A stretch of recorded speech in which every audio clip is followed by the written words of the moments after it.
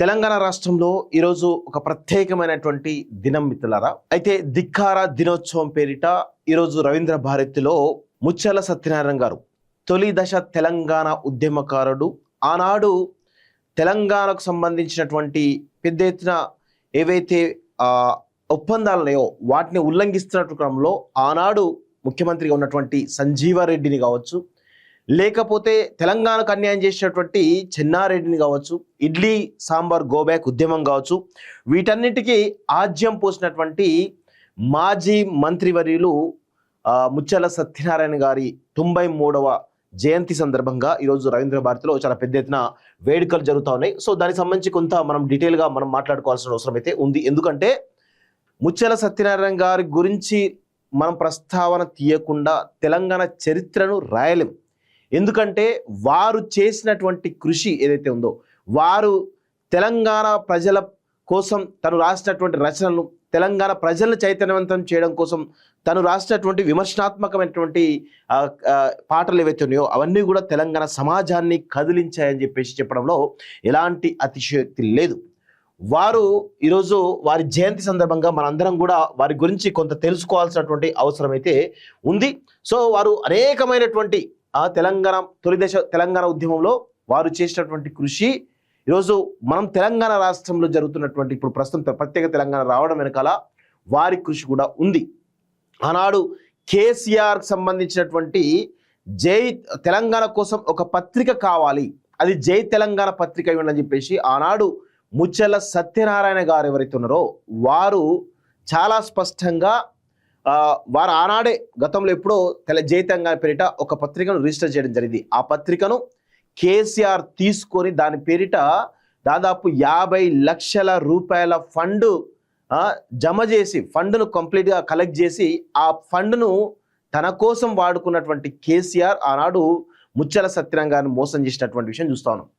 ఈరోజు ముత్యాల సత్యనారాయణ గారు ప్రస్తుతం వారి కుమారుడు ఎవరైతే ఉన్నారో పృథ్వీరాజ్, సంగంరెడ్డి పృథ్వీరాజ్ ఎవరైతే ఉన్నారో వీరిద్దరు కూడా తెలంగాణ కోసం ఆ తొలిదశ తెలంగాణ ఉద్యమంలో తండ్రి తెలంగాణ కోసం అనేకమైనటువంటి రచన చేసి అనేక ఉద్యమాలు చేస్తే మలిదశ తెలంగాణ ఉద్యమంలో ఆయన కుమారుడిగా తండ్రి యొక్క బాధ్యతను తన భుజాల మీద వేసుకొని తెలంగాణ కోసం 2001 కంటే ముందు నుంచే ఈరోజు తెలంగాణ వచ్చే వరకు కూడా అనేకమైనటువంటి ప్రజా ఉద్యమాలు నిర్మించడంలో వారి పాత్ర చాలా కీలకమని చెప్పొచ్చు.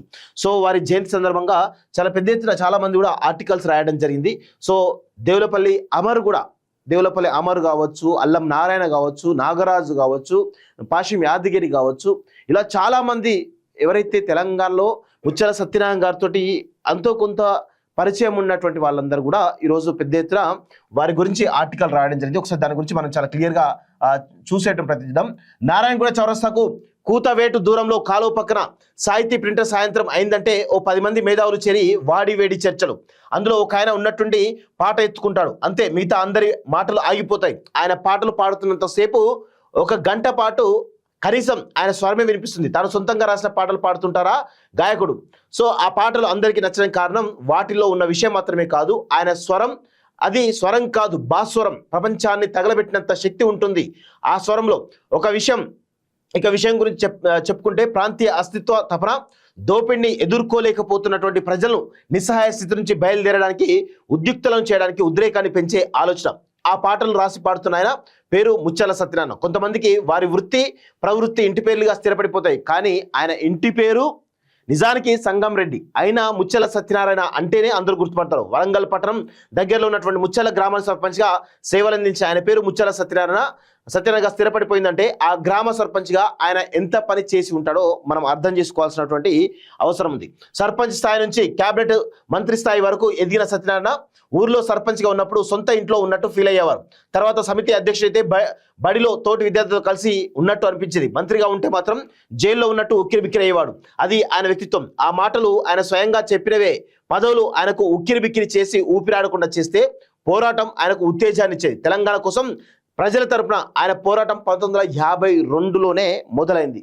1952లోనే ఈరోజు ముత్యాల సత్యనారాయణ గారు తెలంగాణ కోసం ఈరోజు తన యొక్క విమర్శనాత్మకమైనటువంటి పాటలతోటి తెలంగాణ ప్రజలను చైతన్యవంతం చేసి తెలంగాణకు జరుగుతున్నటువంటి ముప్పును ముందే గ్రహించి ఆయనే తెలంగాణ ప్రజలను ఏకతాటిపైకి తీసుకురావడంలో 1952లోనే ఆయన ప్రయత్నం మొదలుపెట్టిందంటే ఆయన యొక్క దూరదృష్టి ఏ విధంగా ఉందో మనం అర్థం చేసుకోవాల్సిన అవసరం అయితే ఉంది. సో మళ్ళీ సాహితీ ప్రింటర్స్లో ఆ సాయంకాలం విషయానికి వస్తే అక్కడ చేరిన వారిలో భాస్వరం వంటి స్వరం ముత్యాల సత్యనారాయణదే. ఆయనతో పాటు అక్కడ చర్చలో మునిగితేళ్ల వాళ్ళతో మేధావి, రచయిత, జర్నలిస్ట్ దేవులపల్లి ప్రభాకర్ రావు, తెలంగాణ ఎన్జిఓల నాయకుడు నెల్లుట్ల జగన్మోహన్ రావు, ప్రెస్ యజమాని ఎస్ ప్రభాకర్ రెడ్డి, ఇంకా అనేకులు విద్రోహ కాలంలో తెలంగాణ కోసం కలలు కంటూ నమ్ముకున్న తెలంగాణ ప్రజలే చెన్నారెడ్డి కాంగ్రెస్లో ముంచిన కాలం అది. ముచ్చెర్ల ప్రత్యేక రాష్ట్రం కోసం ప్రజా హృదయాల్లో వెలుగుతున్న ఆకాంక్షను ఆరిపోకుండా అడ్డుకునేందుకు ప్రారంభించిన జై తెలంగాణ పత్రిక ప్రచురణ జరుగుతున్న ప్రింటింగ్ ప్రెస్ అది. ముచ్చెర్ల ఆ పత్రిక ప్రచురణ కోసం ఆర్థిక వనరు సమకూర్చడానికి ఎన్ని తంటాలు పడేవారో, దానికి అవసరమైనటువంటి వార్తలు, వ్యాసాలు సేకరించడానికి, రాయడానికి ప్రభాకర్ రావు, జగన్మోహన్ రావు వంటి వారు ఎన్ని అవస్థలు పడేవారో రాస్తే ఒక పుస్తకం అవుతుంది. డిగ్రీ చదువుతున్న విద్యార్థిగా రోజు సాహితీ ప్రింటర్స్లో ఇదంతా చూసిన ప్రత్యక్ష సాక్షి నేను. తెలంగాణ ఉద్యమ పత్రికే అయినా జై తెలంగాణ వారపత్రిక చాలా ఆసక్తికరంగా చదివించేదిగా ఉండేది. 5,000 కాపీలతో ప్రారంభించి కొద్ది మాసాల్లోనే 25,000 కాపీలకు సర్క్యులేషన్ పెరగడం ఇందుకు నిదర్శనం. ఆర్థిక ఇబ్బందులే కాకుండా పాలకుల కన్నెర కారణంగా కూడా బోలెడు ఇబ్బందులు ఎదురైనా 2 ఏళ్ల పాటు నడిచిన జై తెలంగాణ పత్రిక ఇప్పటికీ ఆనాటి ఉద్యమకారులు ఎవరు మర్చిపోలేని అనుభవం. పత్రిక పంపిణీకి మనుషులు దొరికే వాళ్ళు కాదు, తెలంగాణ వాదులు అంటే సంఘ వ్యతిరేకులు అన్నట్టు చిత్రీకరించేటువంటి ప్రయత్నం జరుగుతున్న రోజులవి. ప్రచురణకర్త, సంపాదకుడు అయినటువంటి ముత్యాల సత్యనారాయణ నుండి పత్రిక ప్రూఫ్లు చూసే నా వంటి విద్యార్థి దాకా అందరం ఎక్కడ సభలు సమావేశాలు జరిగినా పత్రిక కాపీలు తీసుకుపోయి పంచేవాళ్ళం. ఒకసారి చెన్నారెడ్డి నిర్వహిస్తున్న సభలో సత్యనారాయణ స్వయంగా పత్రిక కాపీలు పంచారు. ఏమిటిది అని చెన్నారెడ్డి ప్రశ్నిస్తే జై తెలంగాణ పత్రిక కాపీలు పంచుతున్నానని ముత్యాల జవాబు. ఇద్దరి మధ్య కొంచెంసేపు వాగ్వాదం జరిగినట్టు గుర్తు. ప్రధాన స్రవంతి పత్రికలను చెప్పుకునేవన్నీ తెలంగాణ ఉద్యమానికి వ్యతిరేకంగా విషయం కక్కుతున్న రోజులు. సో దేవులపల్లి ప్రభాకర్ రావు ప్రెస్లో కూర్చొని రాసిపోవడమే. తెలంగాణకు సంబంధించి రాష్ట్రంలో జాతీయ స్థాయిలో జరిగే పరిణామాలన్నింటినీ క్షుణ్ణంగా పరిశీలించి రాసేవారాయన. తెలంగాణ పత్రికా దాడి కాంగ్రెస్ మీద ఎక్కువ ఉండేది. ఆయన చాలా ఆసక్తికరమైనటువంటి శీర్షికలు పెట్టేవారు. ఇందిరాగాంధీ, నిజలింగప్ప అనే మరో కాంగ్రెస్ నాయకుడి మీద జై తెలంగాణలో వచ్చిన 2 శీర్షికలు 55 ఏళ్ళు గడుస్తున్నా నాకు ఇప్పటికి గుర్తున్నాయి. ఇందిరాగాంధీ తహాబికి ఆంది, ఇందిరాగాంధీ నాశనపు తుఫాను, గల్లీ గోడలు దూకే గప్పకు కూడా రాజకీయాలే. ఇలా ఆసక్తి కలిగించే శీర్షికలు అనేకం. తెలంగాణ ఎన్జిఓల నాయకుడు నెల్లుట్ల జగన్మోహన్ రావు వరంగల్ నుంచి కాకతమ్మ కబుర్లు శీర్షికన వారం వారం సామాన్యులు, ముఖ్యంగా మహిళలు ఎదుర్కొన్న సమస్యల మీద తెలంగాణ యాసలో రాసే కాలం పెద్ద ఆకర్షణ. అప్పుడు ముఖ్యమంత్రిగా ఉన్నట్టు బ్రహ్మానంద రెడ్డి, తెలంగాణ ప్రజాసమితి కాంగ్రెస్లో కలిపేసిన చెన్నారెడ్డి ఇద్దరికి ఆ పత్రిక మీద కన్నెర్ర. 2 సార్లు సాహితీ ప్రింటర్స్ మీద దాడి చేసి ప్రింట్ అయి పంపిణీకి సిద్ధంగా ఉన్న పత్రికలు ఎత్తుకుపోయారు. ఒకసారి పోలీసులే అధికారికంగా యూనిఫామ్లో వచ్చి దాడి చేస్తే, ఇంకోసారి మఫ్టీలో మలివిడత తెలంగాణ ఉద్యమ సమయంలో ఉద్యమ పత్రిక అవసరాన్ని దృష్టిలో ఉంచుకొని కేసీఆర్ అడిగితే కూడా ముచ్చర్ల జై తెలంగాణ టైటిల్ ఇవ్వడానికి ఇష్టపడే కారణాలను ఆయన తన జీవన చరిత్రలో నిర్మోహమాటంగా రాసుకున్నారు అని చెప్పేసి చెప్పడం జరిగింది. సో ఆనాడే తెలంగాణ కోసం జై తెలంగాణ పత్రిక పెట్టి అనేకమైనటువంటి ఇబ్బందులు, పోలీసు దాడులు, సో ఈ విధంగా బ్రహ్మానంద రెడ్డి, సంజీవరెడ్డి, చెన్నారెడ్డి, అనేక మంది తెలంగాణ వ్యతిరేకులందరూ కూడా ఆనాడు ముత్యాల సత్యనారాయణ కావచ్చు, దేవులపల్లి ప్రభాకర్ రావు కావచ్చు, ఇలా చాలామంది ఎవరైతే తెలంగాణ కోసం అనునిత్యం పోరాడుతున్నటువంటి వాళ్ళు ఎవరైతున్నారో వాళ్ళందరినీ కూడా ఈరోజు వాళ్ళందరినీ ఇబ్బందులకు గురి చేసినటువంటి విషయం చూస్తాను. సో ఆనాడు ఒక 10 మందితో ప్రారంభమైనటువంటి ఉద్యమం నేడు తెలంగాణ రాష్ట్రం వచ్చేదాకా వచ్చిందంటే వాళ్ళు వేసినటువంటి పునాదులు ఎంత బలమైనవో మనం అర్థం చేసుకోవాలి. ఈరోజు దేశవ్యాప్తంగా మీరు చూడండి, ఆంధ్ర కమ్మ లాబీ కావచ్చు, ఆంధ్ర పెట్టుబడి పెత్తందారి లాబీ కావచ్చు, ఆంధ్ర రెడ్డి లాబీ కావచ్చు, వీళ్ళందరూ కూడా ఈరోజు దేశ రాజకీయాలనే శాసించే వాళ్ళు. అలాంటి పరిస్థితుల్లో మన తెలంగాణ కోసం వాళ్ళు ఎంత తెగింపు చేసిరో అర్థం చేసుకోవాలి. ఎంత బలమైనటువంటి లాబీని, అధికారాన్ని ఎదుర్కొని నిలబడి కలబడ్డరో మన అందరం కూడా ఈరోజు వాళ్ళని గుర్తు చేసుకోవాల్సిన అవసరం అయితే ఉంది. సో ఈరోజు వారి జయంతి సందర్భంగా మనందరం కూడా ఈరోజు ఖచ్చితంగా వారి గురించి తెలుసుకోవాల్సినటువంటి అవసరం అయితే ఉంది అనేది నా యొక్క అభిప్రాయం. ముత్యాల సత్యనారాయణ కావచ్చు, దేవులపల్లి కావచ్చు, నెల్లుట్ల ముగ్గురు వరంగల్ వాస్తవ్యులే. వరంగల్ అంటేనే ధిక్కారం. కాకతీయ సామ్రాజ్యపు చివరి రాజు ప్రతాపరుద్రుడు, సమ్మక్క సారలమ్మ, బమ్మెరపోత నుండి కాళోజీ దాకా, విప్లవ రచయిత పెండెల వరవర్రావు నుండి కఠోరు తెలంగాణవాది ఉద్యోగుల ఉద్యమ నాయకుడు నెల్లుట్ల జగన్మోహన్ రావు దాకా వరంగల్ అంటేనే ధిక్కారం. అదే ధిక్కారం ముత్యాల సత్యనారాయణ. ముచ్చర్ల నరనరాన ఇడ్లీ సాంబార్ ఉద్యమ కాలం నుండి, ఆ తర్వాత నాన్ముల్కి గోబ్యాక్ ఉద్యమం నుండి చివరి దాకా తెలంగాణ శ్వాసించినవాడు. 1969 ఉద్యమాన్ని అంచుల దాకా తీసుకుపోయి అఘాతంలోకి విసిరేసిన చెన్నారెడ్డి నుండి 2001 ఉద్యమానికి నాయకత్వం వహించి అంతిమంగా ప్రజాగ్రహాన్ని తట్టుకోలేక కాంగ్రెస్ రాష్ట్రాన్ని ఇస్తే మొత్తం తానే అని చెప్పుకునే చంద్రశేఖరరావు దాకా అందరినీ ఆయన నిక్కచ్చిగా బేరీజు వేశాడు. దేన్ని మనసులో దాచుకోలేదు. ఇవాళ మనం తెలంగాణ జాతిపిగా చెప్పుకున్నటువంటి జయశంకర్ గురించేనా, తనను పిలిచి పాటలు చేర్చుకొని మంత్రి పదవి ఇచ్చిన ఎన్టీ రామారావుని గురించేనా, చెన్నారెడ్డి చంద్రశేఖరరావుల గురించేనా తన మనసులో ఉన్నది కుండబద్దలు కొట్టినట్టు చెప్పిన వాడు సత్యనారాయణ. ఆయన జీవిత చరిత్ర ధిక్కార కిరటం చదివితే అర్థమవుతుంది. ఆయన జీవితం మొత్తం గర్వంగా తల ఎగిరేసి తిరగలిగిన ధిక్కారం నిండిదే అని చూస్తా ఉన్నాం. సో బీసీలకు రాజ్యాధికారం గురించి ఇప్పుడు రాజకీయ పార్టీలను మాట్లాడుతున్నాయి. నిజానికి నాటి ఎజెండాలో ఇప్పుడదొక అంశం, ముఖ్యాంశం. ముచ్చెల 1984లోనే ఎన్టీ రామారావు ప్రభుత్వంలో మంత్రిగా ఉన్న కాలంలోనే తిరుపతిలో జరిగిన బీసీ మహాసభలో కొండా లక్ష్మణ బాపూజీ గౌతు లచ్చన్న వంటి హేమహేమీల సమక్షంలో మాటలు, దేశ జనాభాలో సగానికి పైబడి బ్యాక్వర్డ్ క్లాసెస్ అనబడే ఉత్పత్తి కులాలు ఉన్నాయి, కానీ రాజకీయ అధికారంలో మన వాటా ఎంత, సమస్త సంపదను సృష్టించేది మనమే, కానీ పెత్తనం చేసే కాడ మాత్రం అగ్రకుల ఆధిపత్యం కొనసాగుతుంది, రాజ్యాధికారంలో మనకు న్యాయమైన ప్రాతినిధ్యం లేకుండా బీసీ కులాలకు న్యాయం జరగదు. ఇంత స్పష్టత ఆయనకు ఆనాడే ఉంది అంటూ కూడా చూస్తా ఉన్నాం. సో ఎన్టీ రామారావు అహంకారాన్ని, కేసీఆర్ అహంభావాన్ని, చంద్రబాబు నాయుడు కపటత్వాన్ని దగ్గరగా చూసి వాళ్ళ మధ్యన ఉండలేక తన వ్యక్తిత్వాన్ని నిలుపుకోలేక క్రమంలో రావాల్సినంత గుర్తింపు లేకుండా పోయిన నికార్స్ అయినటువంటి తెలంగాణవాది ముచ్చెల సత్యనారాయణ. మనలో చాలా మంది ఇవాళ రాష్ట్రం ఏర్పడి 11 ఏళ్లు గడిచిన అసంతృప్తితో నిరాశలో ఉండడానికి కారణం ప్రజలు కోరుకున్న రీతిలో తెలంగాణ రాష్ట్రం లేదని, సరైన పాలకులు లేరని ముచ్చెల కూడా తన చివరి శ్వాస దాకా ఇదే ఆవేదనతో బతికారు. భౌగోళిక తెలంగాణ ఒక్కటే సరిపోదని, అది మాత్రమే సాధించుకుంటే రాష్ట్రం దొరల పాలవుతుందని చెప్పేసి ఆనాడే ముచ్చెల సత్యనారాయణ గారు చాలా కుండ బద్దలు కొట్టాడు. కేసీఆర్ గురించి, చంద్రబాబు నాయుడు గురించి, ఇంకా రకరకాల అంశాల గురించి కూడా ఆయన కుండ బద్దలు కొట్టినటువంటి మహా ఉద్యమకారుడు, పోరాట యోధుడుగా మనందరం కూడా గుర్తుంచుకోవాల్సినటువంటి వ్యక్తి ముచ్చెల సత్యనారాయణ. ఆయన యొక్క జయంతి సందర్భంగా ఈరోజు ధిక్కార దినోత్సవాన్ని ఈరోజు రవీంద్ర భారతిలో చాలా ఘనంగా ఈరోజు తెలంగాణ సమాజం జరుపుకుంటా ఉంది. సో దాని అందరినీ కూడా అందరం కూడా ఈరోజు వారి గురించి తెలుసుకోవాల్సినటువంటి అవసరం అయితే ఉంది. విస్తృత వాగ్గేయకారుడు అంటూ కూడా ఈరోజు పస్నూరి రవీందర్ తను కూడా ఒక అద్భుతమైన ఆర్టికల్ రాయడం జరిగింది. తెలంగాణ స్వరభాస్వరం పేరిట ఆంధ్రాధిపత్యాన్ని ధిక్కరించిన ఆదికవి ముచ్చర్లు అంటూ సంగీశెట్టి శ్రీనివాస్ గారు రాసినటువంటి చూస్తాను. ఇక్కడ చూడండి, ఆయన కవిత్వాలు చూడండి ఒకసారి. తెలంగాణ సోదర మోసపోతివా గోసపడతావు అని ఆనాడే హెచ్చరించాడు. తెలంగాణ సోదర మోసపోతివా గోసపడతావు అని హెచ్చరించాడు.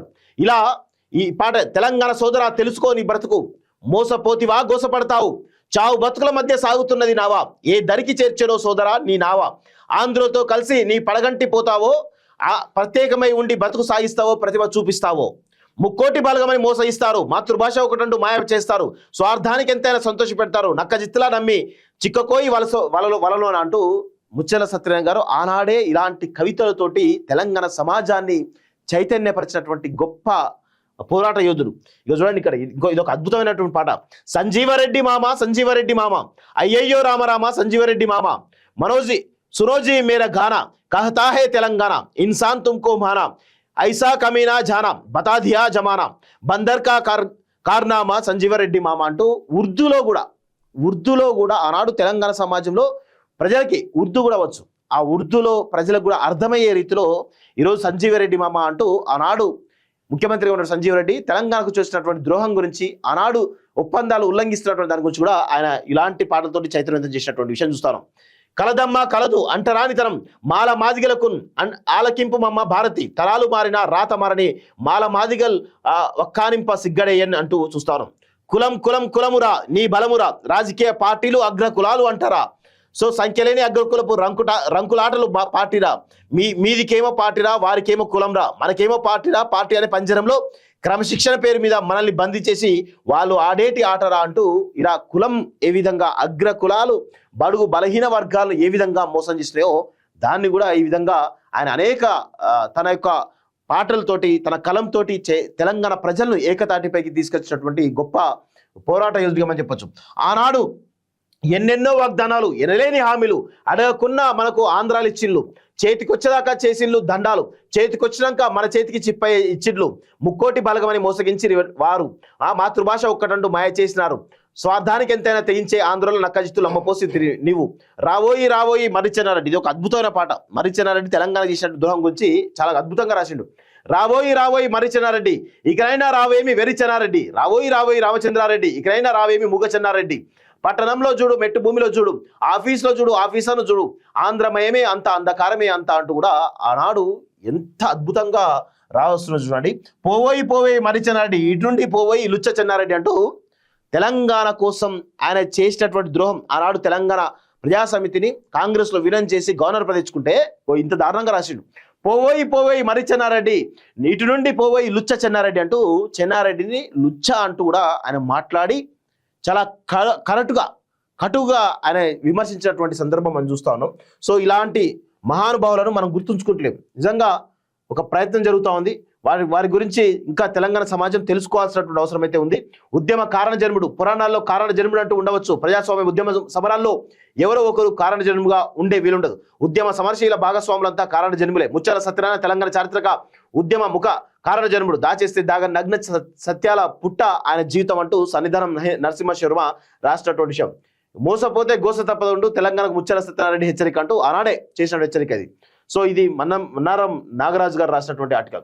జేది తిరుమలరావు గారు కూడా వారి గురించి చాలా అద్భుతంగా రాసినటువంటి విషయం చూస్తాం. ఆయన ధిక్కార కెరటం కాదు అంటూ కూడా ఎవరు ఇండిపెండెంట్ జర్నలిస్ట్ ఫోటోగ్రాఫర్ అని చెప్పేసి ఆయన రాసినటువంటి విషయం చూస్తాం.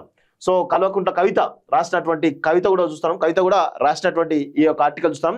తెలంగాణ ధిక్కార స్వరం మన ముచ్చర్ల అంటూ ముచ్చర్ల జయంతి సందర్భంగా కవిత కూడా చాలా అద్భుతమైనటువంటి ఆర్టికల్ రాయడం జరిగింది. సో వారు కూడా ముత్యాల సత్యనారాయణ గురించి చాలా అద్భుతమైనటువంటి ఆర్టికల్ రాయడం జరిగింది. సో సంగారెడ్డి సత్యనారాయణ ఈ పేరు చాలా మందికి తెలియకపోవచ్చు, కానీ ముత్యాల సత్యనారాయణ ఈ పేరు మాత్రం తెలంగాణ పాత్ర వారందరికీ సుపరిచితం. తెలంగాణ తొలి ధిక్కార స్వరం ఆయన. తొలి మలిదశ ఉద్యమకారుల కన్నా ముందే తెలంగాణ కోసం గొంతెత్తిన స్వరం అది. ఆంధ్రతో తెలంగాణ కలపడమంటేనే అది తెలంగాణ గొంతు కోయటమని గుర్తించి ఆనాడే గలమెత్తిన తొలి ఉద్యమకారుడు ముత్యాల సత్యనారాయణ. తెలంగాణ ఉద్యమం అంటే చాలా మందికి తొలి మలిదశ ఉద్యమాలే గుర్తుకొస్తాయి, కానీ అంతకన్నా ముందే తెలంగాణ ఉద్యమానికి ఊపిరిదిన గొప్ప వ్యక్తి ముత్యాల సత్యనారాయణ. తన ఉద్యమ పంతాను ఆయన సరళమైన పాట రూపంలో ఎంచుకున్నారు. సాయుధ తెలంగాణ రైతాంగ పోరాటంలో బండి వెనుక బండి కట్టి లాంటి ఎన్నో పాటలు జనబాహుల్యంలో ఎంతగా ప్రసిద్ధి చెందాయో అందరికీ తెలిసిందే. అదే తరహాలో ప్రజాబాహుల్యంలో విస్తృతంగా వెళ్ళాలంటే అది పాట ద్వారానే సాధ్యమని ఆయన భావించారు. అందుకే తెలంగాణ భాష యాసలతో నేరుగా ప్రశ్నించే విధంగా ఎన్నో సరళమైనటువంటి పాటలు రాశారు. ఆంధ్రతో తెలంగాణ విలీనం నుంచి తెలంగాణకు అనుగుణంగా జరుగుతున్న అన్యాయంపై ఆయన రాసిన పాటలు తెలంగాణ ఆంధ్ర పాలకులకు తూటాలై రగిలినాయి అంటూ చూస్తా ఉన్నాం. నిజంగా ఇది ఒక అద్భుతమైనటువంటి విషయం చూస్తా ఉన్నాం. సో వారికి సరే కొంచెం లేట్ అయినా కానీ ఒక ఘనమైనటువంటి నివాళి జరగాల్సిన అవసరం అయితే తెలంగాణ సమాజం ఆయన గురించి తెలుసుకోవాల్సినటువంటి అవసరం ఉంది అనేది కూడా ఈరోజు మేము కోరుకుంటా ఉన్నాం. ఖచ్చితంగా వీరి జయంతి వర్ధంతిలు తెలంగాణ రాష్ట్ర ప్రభుత్వం అధికారికంగా చేయాల్సినటువంటి అవసరం అయితే ఉంది అనేది మేమైతే కోరుకుంటా ఉన్నాం. సో ఇది పరిస్థితి మిత్రులారా, తెలంగాణ ధిక్కార దినోత్సవం ఈరోజు